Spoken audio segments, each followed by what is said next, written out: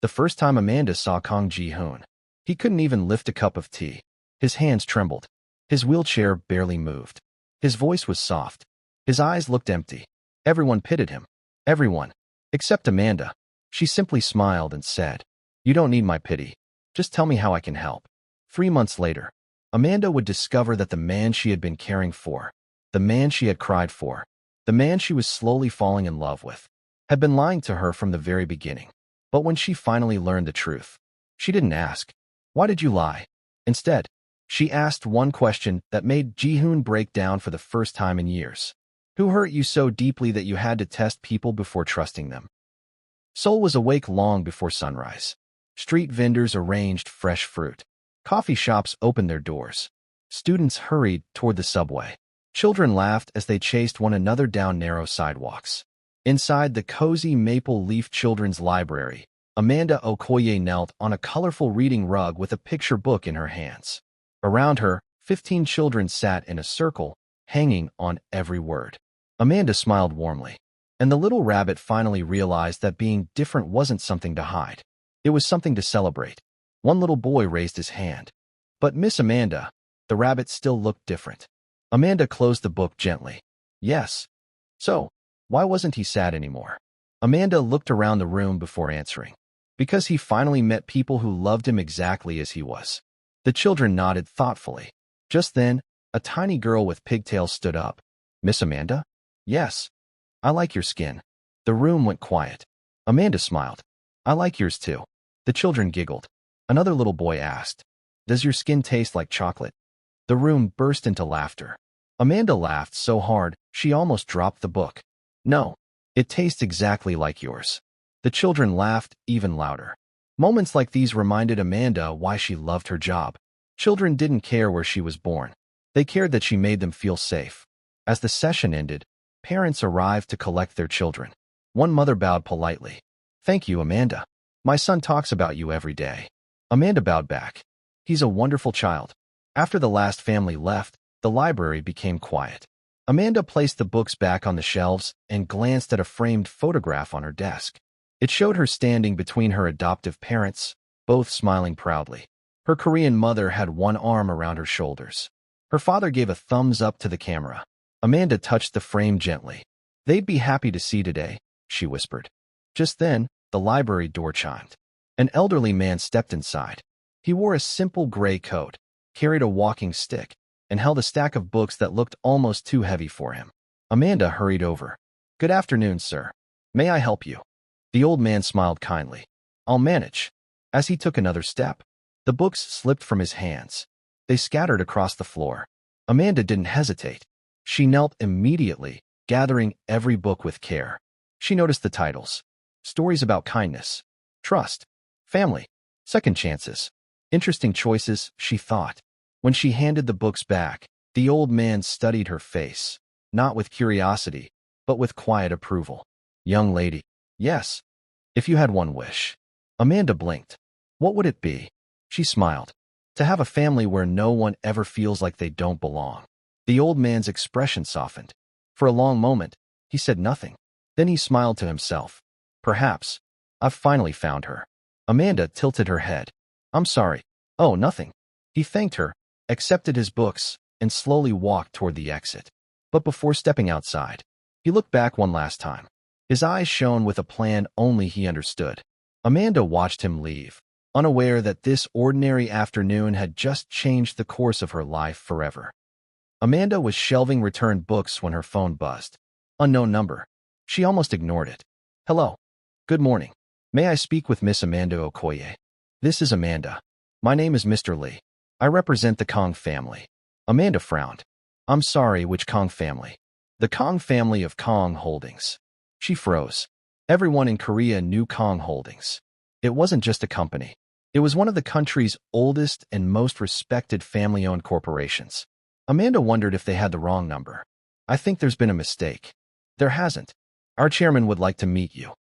That evening, Amanda met her friends at their favorite little restaurant.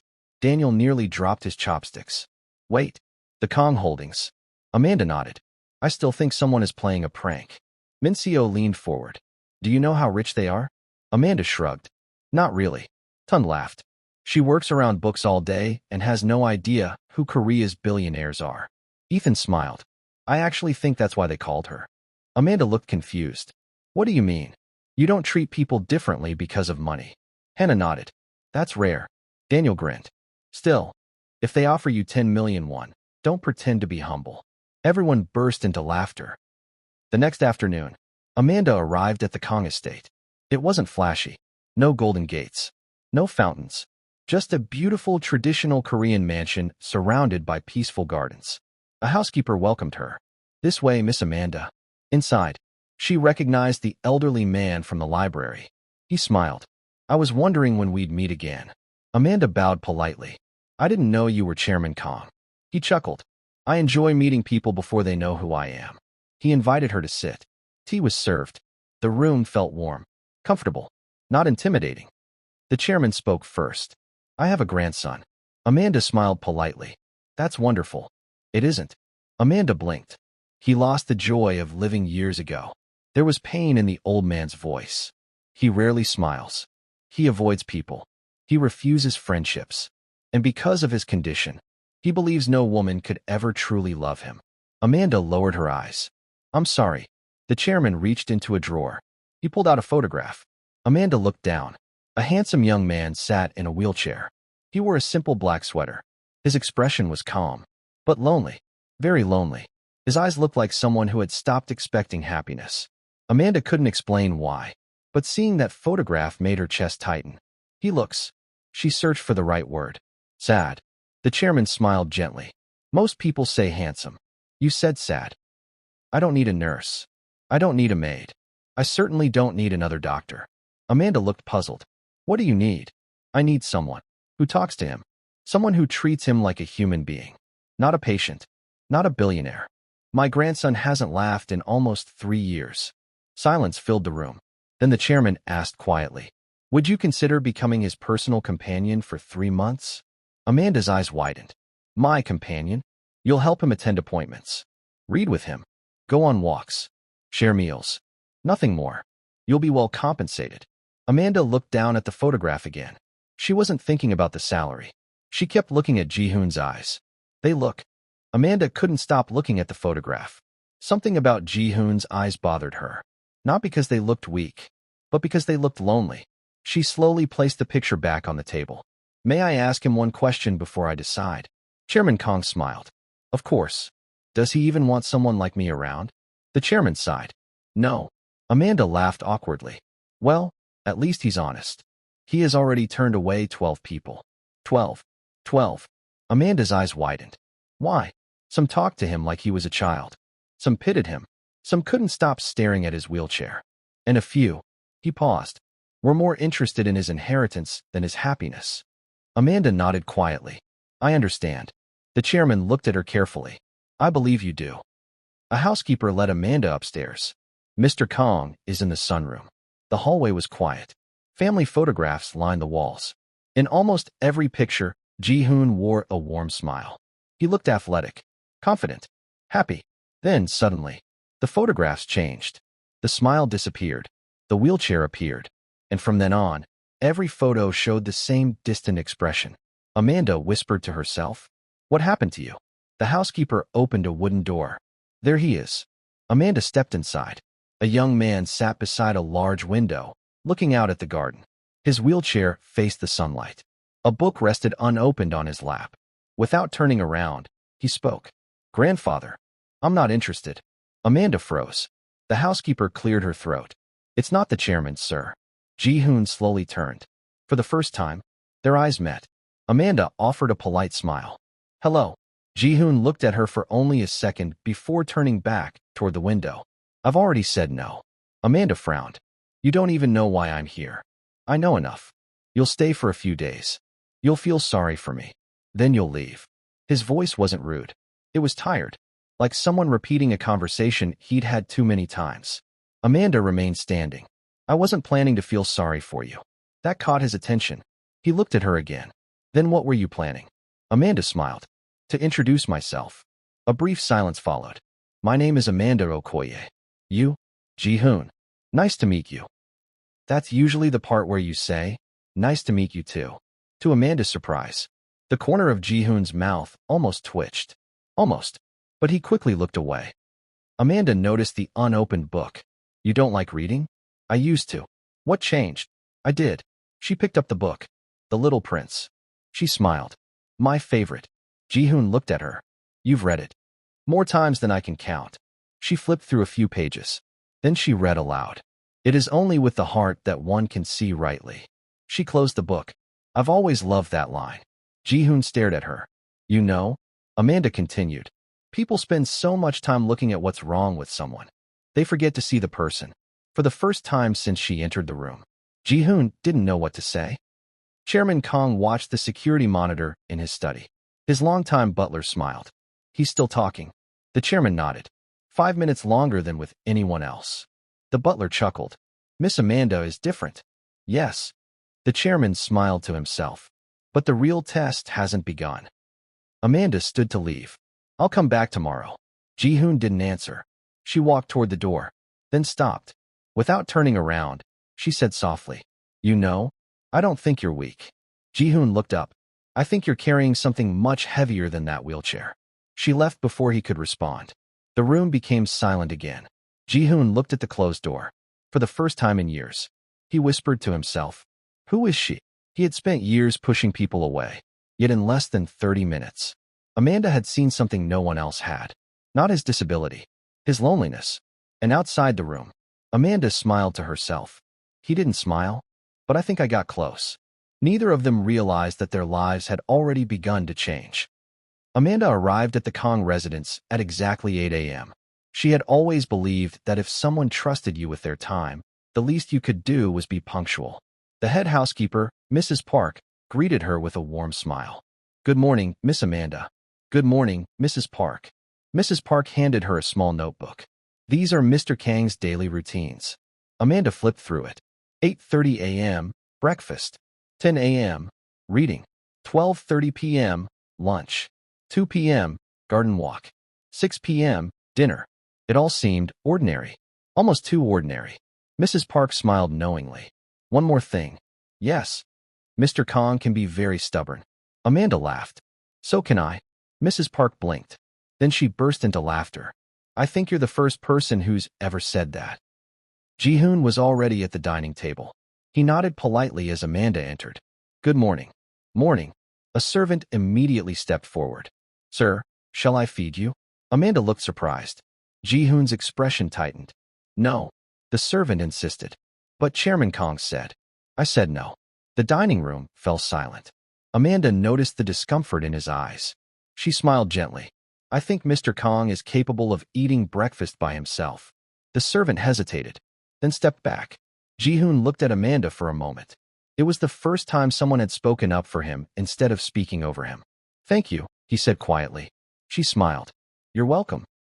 After breakfast, Amanda suggested they go outside. The spring breeze was cool. Cherry blossom petals drifted through the air. The garden was peaceful. Amanda pushed Ji-Hoon's wheelchair slowly along the stone path. Neither of them spoke for a while. Finally, Amanda broke the silence. Can I ask you something? You already are. She laughed.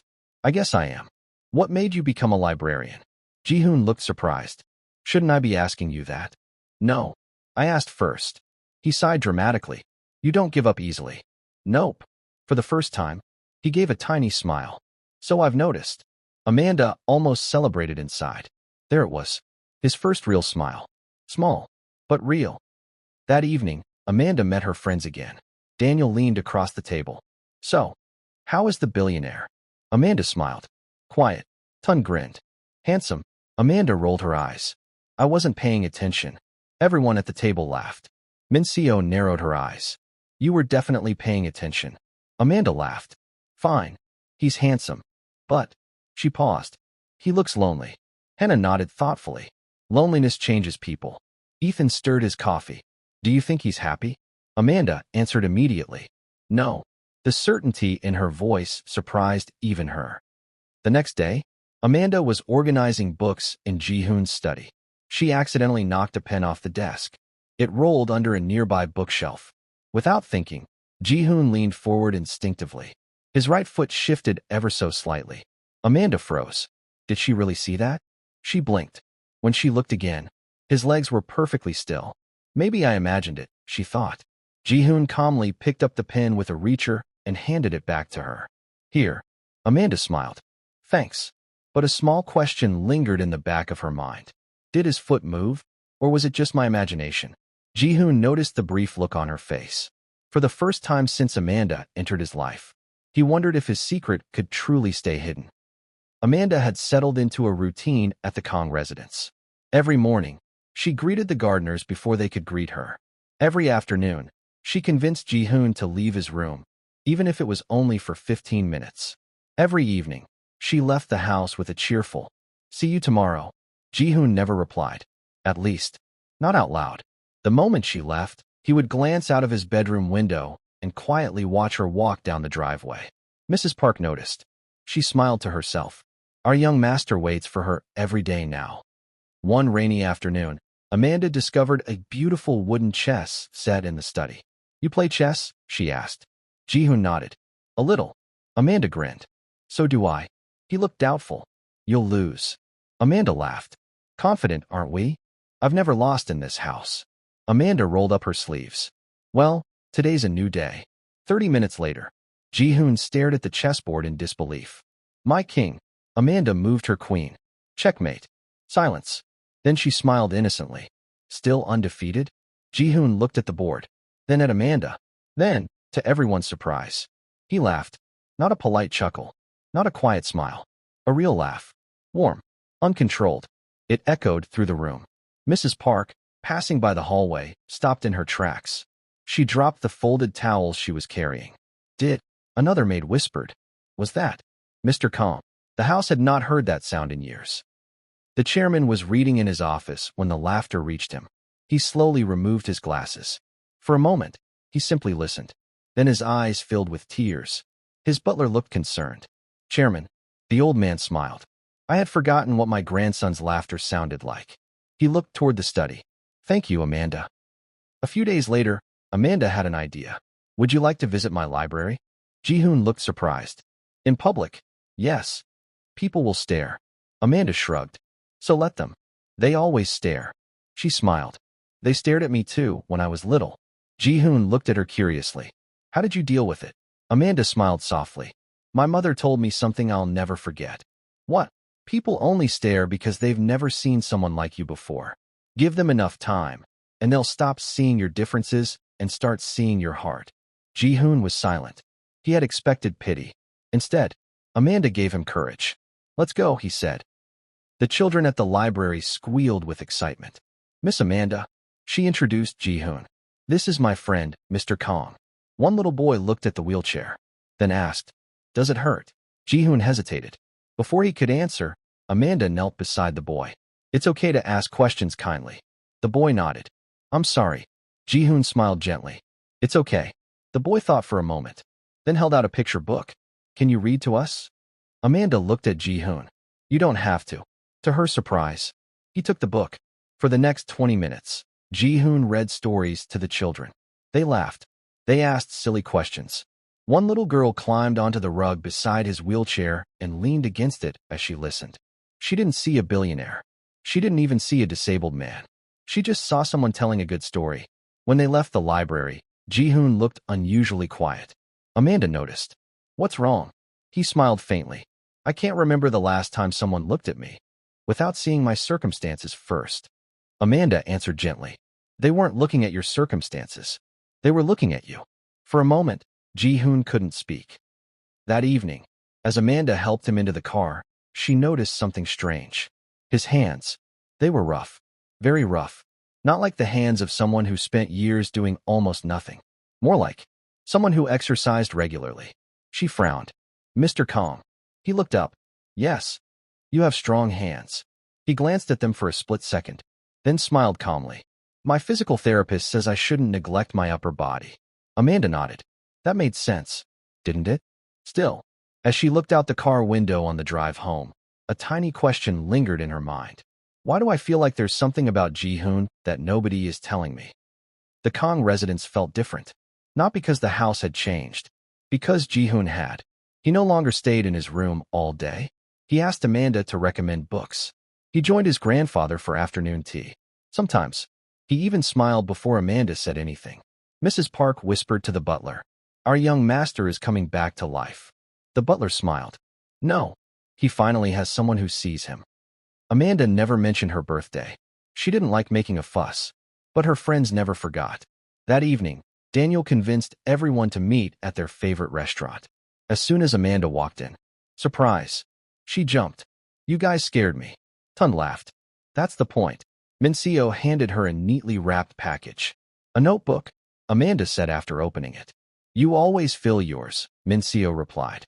"Now you have another." Hannah gave her a handmade bookmark. Ethan gave her a small potted plant. "It's hard to kill," he joked.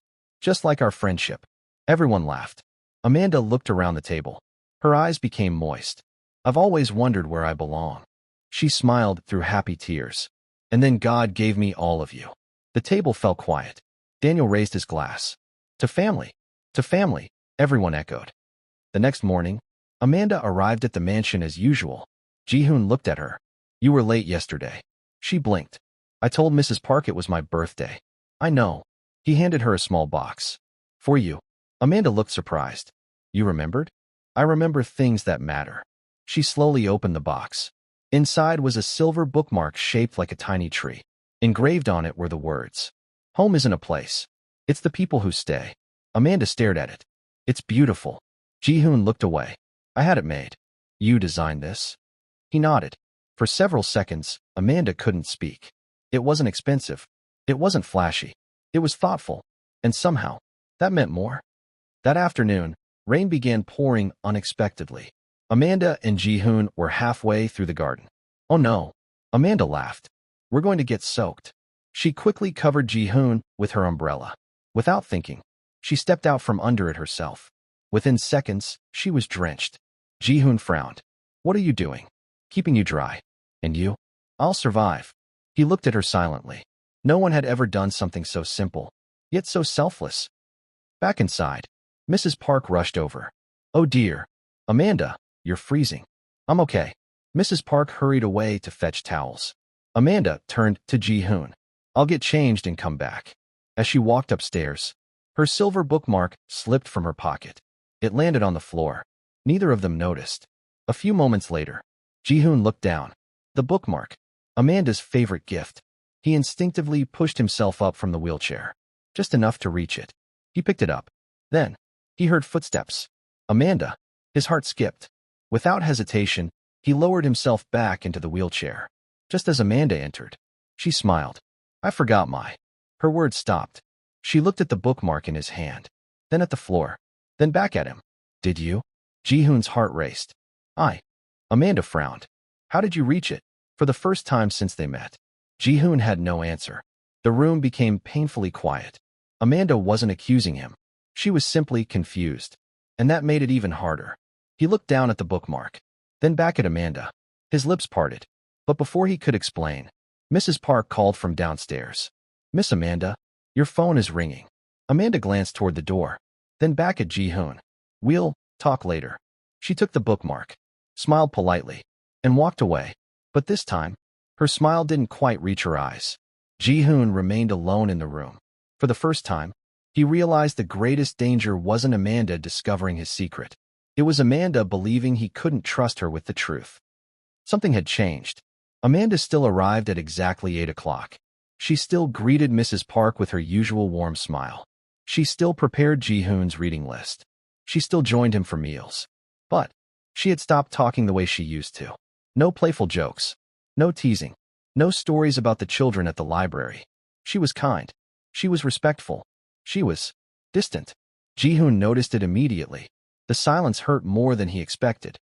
During breakfast, Ji-Hoon finally asked, "Amanda?" "Yes." "Did I do something wrong?" Amanda looked up from her tea. She smiled politely. "No." "Then why does it feel like you're avoiding me?" She hesitated. "I'm not avoiding you." "You don't laugh anymore." Amanda looked out the window. "I've just been thinking." "About what?" She met his eyes. "About whether I really know you." Ji-Hoon lowered his gaze. For the first time, he had no defense. That evening, Amanda met her friends at the Riverside Park. Daniel noticed her quiet mood immediately. Okay, who upset you? Amanda sighed. I don't know. Min-seo crossed her arms. Start from the beginning. Amanda explained everything. The bookmark. The strange movement. The unanswered question. When she finished, everyone was silent. Tund finally spoke. So you think he lied? I don't know. Hannah looked thoughtful. Maybe. Maybe not. Ethan nodded. Sometimes people hide things because they're afraid. Daniel frowned. Or because they don't trust you. Amanda looked down. I think that's what hurts. It's not the possibility that he lied. It's that, if he did, why couldn't he tell me? Later that night, Chairman Kang found Ji-Hoon sitting alone in the garden. The old man sat beside him. You look troubled. Ji-Hoon smiled weakly. She knows something. Does she know everything? No. Then why are you afraid? Ji-Hoon stared at the moon. Because she looked disappointed. The chairman remained quiet. Then he asked, do you know why I asked Amanda to meet you? Ji-Hoon nodded. To test her. The chairman smiled. No. Ji-Hoon looked surprised. I already knew she was kind. I wanted to test you. Ji-Hoon frowned. Me? Yes. I wanted to know whether my grandson was finally ready to trust someone. Those words struck him deeply. All this time, he thought Amanda was taking a test. But perhaps, he was the one being tested. The next afternoon, Ji-Hoon insisted on visiting the library. Amanda was reading to the children. When she finished, the children ran outside for a game. Only Amanda and Ji-Hoon remained. He watched her quietly. You love this place. She smiled. It feels like home. Because of the books? She shook her head. Because nobody here cares where I was born.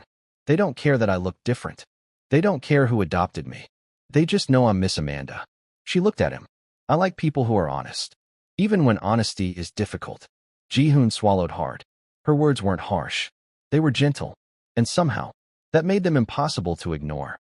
That evening, Ji-Hoon asked Amanda to stay after dinner. The house was unusually quiet. Mrs. Park discreetly sent every servant home for the evening. Chairman Kang remained in his study, giving them privacy. Amanda entered the sunroom. You wanted to see me? Ji-Hoon nodded. Please sit. She did. For a long moment, neither of them spoke. Then Ji-Hoon finally broke the silence. Amanda, I'm going to tell you something I've never told anyone outside my family. Amanda listened.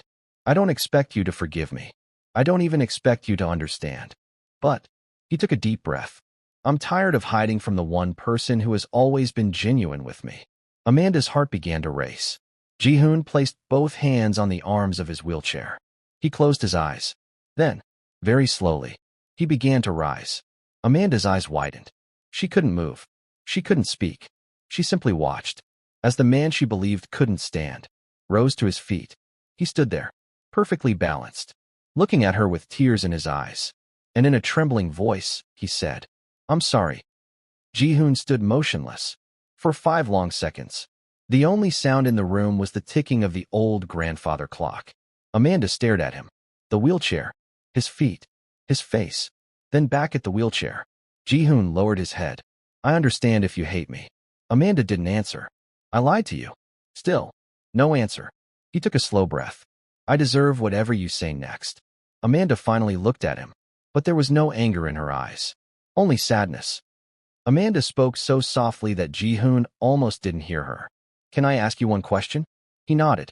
If you don't want to answer it, I won't force you. I'll answer. She looked straight into his eyes. Not at his legs.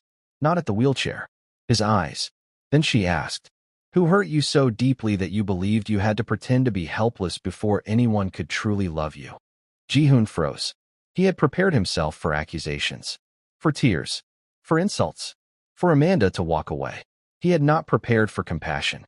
A tear slipped down his cheek. His voice cracked. I don't know when I stopped believing people. He slowly sat back down. Not because he needed the wheelchair. Because he needed a moment to gather himself. When I was 23, everyone wanted something from me. My family name. My money. My position. I dated someone for 2 years. Amanda listened quietly. I thought she loved me. He smiled bitterly. The day she found out grandfather had changed his will. She left. Amanda lowered her eyes. After that, I started noticing things. People smiled differently when they knew who I was. They laughed at jokes that weren't funny. They agreed with everything I said. I never knew who was being honest. So, when grandfather suggested this plan, I accepted. Amanda frowned. Grandfather knew? Ji-Hoon nodded. He wanted me to find someone genuine. I wanted to prove that genuine people didn't exist. He looked at her. You proved me wrong. Amanda smiled sadly. Can I tell you something? Ji-Hoon nodded. When I was little, I wondered why no one looked like me. I wondered why strangers stared. I wondered why children asked questions. She laughed softly.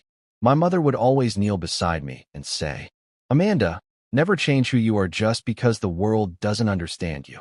She looked at Ji-Hoon. I think you've been changing who you are for a very long time. Those words settled deep inside him. Just then, a gentle knock came at the door.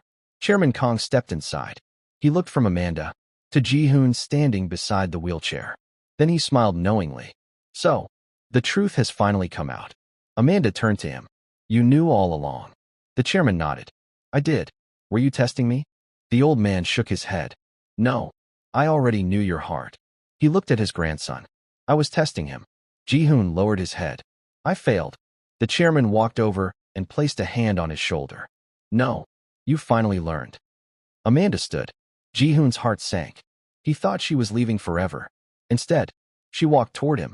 She looked at the wheelchair, then smiled. I think it's time. Ji-Hoon looked confused. Time for what? Amanda folded the wheelchair and leaned it gently against the wall. She looked back at him. I'd rather get to know the real Ji-Hoon. No dramatic music. No kiss. No embrace. Just a fresh start. For the first time since they met. Neither of them was pretending anymore. Amanda forgives Ji-Hoon, but she doesn't immediately trust him again. She tells him, forgiveness is a decision. Trust is something you rebuild. That one line becomes the emotional theme of the rest of the story. Instead of trying to impress Amanda with expensive gifts, he does the little things. He visits the library every Saturday. He helps the children organize books. He reads stories. He laughs. He becomes part of Amanda's world instead of asking Amanda to fit into his. One little boy says, Mr. Kang smiles a lot now. Amanda smiles quietly. Yes, he does. Amanda introduces Ji-Hoon to her friends. Daniel whispers to Tund, that's the billionaire? Tund nods. He's surprisingly normal. Ji-Hoon laughs. I hope that's a compliment. The evening becomes warm and funny. Ji-Hoon loses a board game to Daniel. Amanda laughs until she cries. For the first time in years, Ji-Hoon feels like he's part of a group of genuine friends instead of people trying to impress him. The Kang mansion felt brighter. Not because anything had changed, but because the people inside had. Every Saturday morning, Ji-Hoon visited the library. Not as a billionaire. Not as Chairman Kang's grandson. Just Mr. Ji-Hoon. The children loved him. One little girl ran up to him. Mr. Ji-Hoon. He smiled. Yes. Can you read the dragon story again? Amanda laughed. That's the 5th time this week. The little girl shrugged. He makes the dragon sound funny. Ji-Hoon pretended to be offended. I worked very hard on that dragon voice. The children burst into laughter. Amanda watched from across the room. It amazed her how different he was now. Not because he had stopped pretending to be disabled.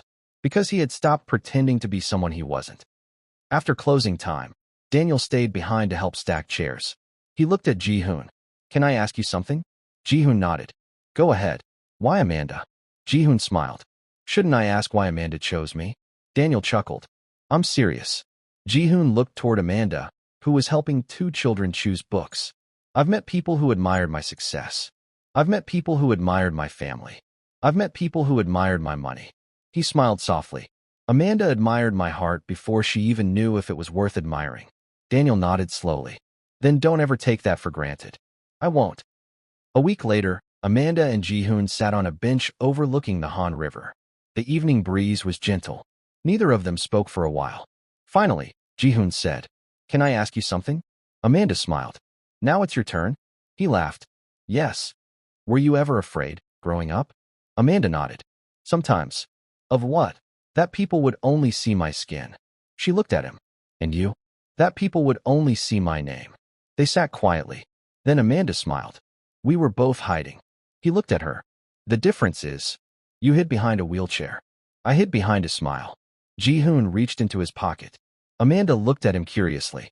He pulled out, not a ring, a small folded piece of paper. She laughed. That's not very romantic. I know. She unfolded it. It was a handwritten list. At the top, it read, Things I promised never to hide from you again. My fears, my mistakes, my dreams, my tears, my heart. Amanda read every line slowly. By the time she reached the end, her eyes were filled with tears. You wrote this. I did. I'm not asking you to trust me because I said sorry. I'm asking you to watch how I live. Amanda folded the paper carefully and placed it over her heart. This is the best gift you've ever given me. The Maple Leaf Children's Library was decorated with colorful balloons. Children ran from shelf to shelf, laughing as volunteers prepared for the library's annual family reading day. Amanda adjusted a stack of books near the entrance. She smiled. This is going to be a wonderful day. Behind her, Daniel was trying to inflate balloons. One exploded. He jumped. The children laughed so hard they nearly fell over. Tun shook his head.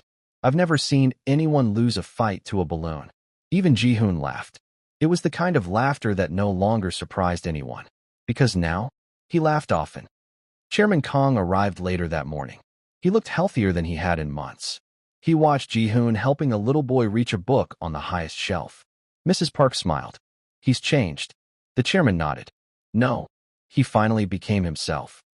When the event ended, Amanda found a small wrapped box on her desk. No name. No card. She looked around. Everyone acted innocent. Daniel shrugged dramatically. Don't look at me. Tun raised both hands. I didn't do it. Amanda smiled. She opened the box. Inside was the silver bookmark Ji-Hoon had given her months ago. But this time, there was another engraving on the back. She turned it over. It read, "Thank you for helping me find my way home." Amanda's eyes filled with tears. She already knew who had written it. Outside the library stood the same cherry blossom tree where Amanda often read during lunch breaks. Ji-Hoon was waiting there, hands in his pockets, looking unusually nervous. Amanda walked toward him. I think this belongs to you. She held up the bookmark. He smiled. No, it belongs to us now. For a moment, neither of them spoke. Cherry blossom petals drifted gently through the air. Children laughed in the distance. The world felt peaceful. Ji-Hoon took a slow breath. You know, I had planned 100 different speeches. Amanda laughed softly. What happened to them? I forgot every single one. She smiled. Good. I like the real you better. He nodded. So do I. Then, he did something no one expected. He didn't kneel immediately. Instead, he took both of Amanda's hands. He looked into her eyes. Months ago, he had asked himself if anyone could love him without his wealth. Today, he finally understood he had been asking the wrong question. The real question was whether he could become someone worthy of genuine love. He smiled. Amanda, you never fell in love with a billionaire. You never fell in love with a man in a wheelchair. You simply loved me. A tear rolled down Amanda's cheek. Ji-Hoon slowly knelt. This time, not because he was pretending, but because he wanted to honor the woman who had changed his life. He opened a small velvet box. Inside was a simple ring. Nothing extravagant. Nothing designed to impress. Just elegant. Just honest. Amanda Okoye, will you spend the rest of your life reminding me to tell the truth and allowing me to remind you that you have always belonged? Amanda laughed through her tears. You know, that might be the longest proposal in history. Ji-Hoon laughed nervously. I've had months to think about it. She smiled. Then she whispered the one word he had dreamed of hearing. Yes. The friends who had secretly been watching from inside the library burst into cheers. Daniel shouted, I told you she'd say yes. Tun grinned. You owe me dinner. I guess today. Minseo wiped away tears. I've been waiting for this. Even Chairman Kang laughed until tears filled his eyes. Mrs. Park quietly whispered, Welcome to the family. 1 year later, the library had a brand new reading room. Above its entrance was a wooden sign. The homeroom. Underneath, in smaller letters. Home isn't where you were born. It's where you're loved for who you truly are. Amanda was reading to a circle of children. Ji-Hoon sat beside her, doing his best dragon voice again. The children laughed. Amanda looked at him and smiled. Not because he was perfect, but because he had finally learned that love never grows from deception. It grows from honesty, patience, forgiveness, and the courage to let someone see the real you. As the camera pulled away from the library, the last image was simple. A family built not by blood, not by wealth, but by trust.